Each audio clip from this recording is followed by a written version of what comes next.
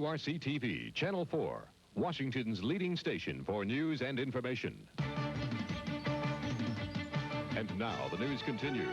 This is the 6 o'clock edition of Channel 4 News, television's most complete full-hour report.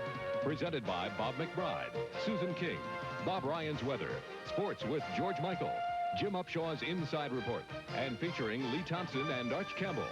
And now, Channel 4 News, live at 6.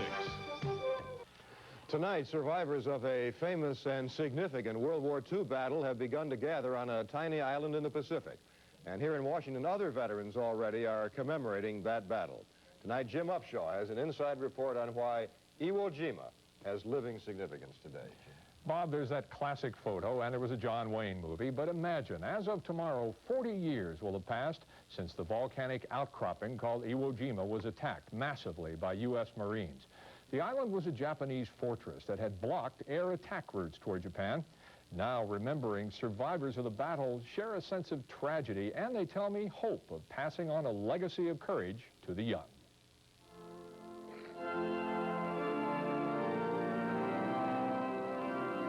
For a while today in the National Cathedral, the struggle, the pain, the losses of Iwo Jima came rushing back to torture aging men. From the current Marine Commandant came a message read by a veteran of Iwo. All Marines who have followed in your footsteps salute you and recognize your reunion as a true gathering of heroes, exemplary symbols for all Marines to emulate. Is it your impression that what happened there is remembered today by young Marines, for instance? I think so. I'm quite certain young Marines know it. They better had. Here is why. 75,000 Marines delivered by the Navy began storming that 8-square-mile Pacific island February 19, 1945, hoping against hope that offshore guns had softened Japanese fortifications.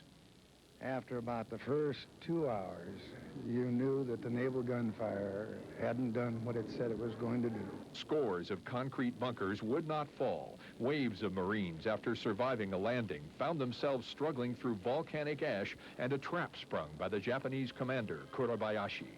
He wasn't about to waste his manpower. They stayed dug in and waited until we were exposed.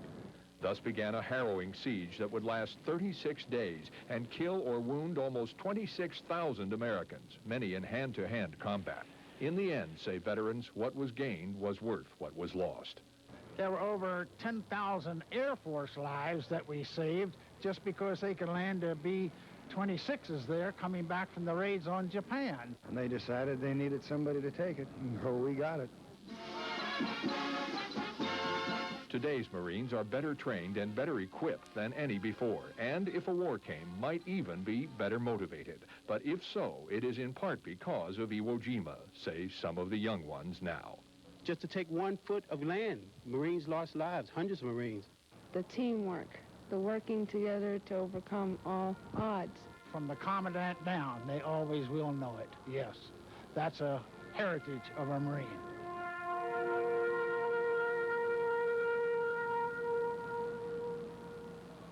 What is an end and what is a beginning? And Iwo Jima, maybe we had both.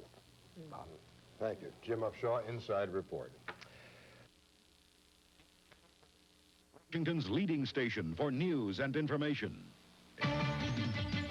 This is the night side edition of Channel 4 News. A complete summary of the day's news and a first look at tomorrow with Washington's team for news. Jim Vance, Bob McBride, Bob Ryan's Weather, Sports with George Michael, Susan King's cover story, and featuring Arch Campbell. And now, Channel 4 News, live at 11. Good evening, Bob McBride with Jim Vance. Tonight, more than 300 survivors of one of the bloodiest battles of World War II are gathered here in Washington. They're marking the 40th anniversary of the Battle of Iwo Jima. Tonight, they renewed old friendships at a reception and a dinner. Larry Shainman has a report. It was a night for handshakes, pictures. That's Henry. He's a judge now. And old jokes among old foxhole buddies. The bullets were flying, the bombs were bursting. We jumped in a hole. Near the hole, we was laying on something hard. We turned over the bottle of sake. We drank all the sake. We just sobered up last week. Who won? The United States did, but at a terrible cost.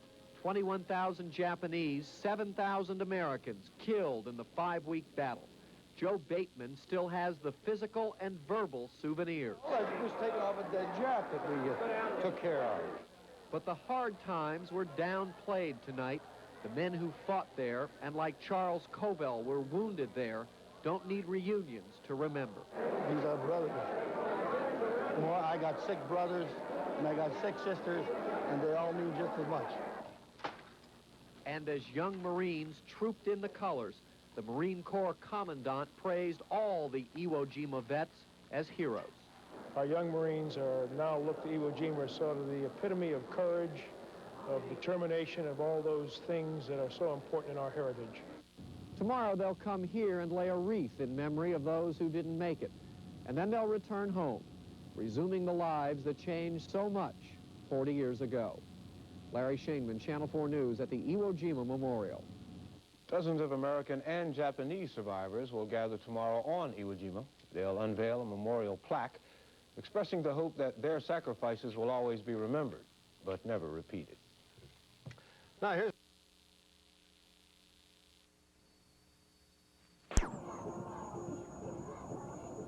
Here comes me in the army.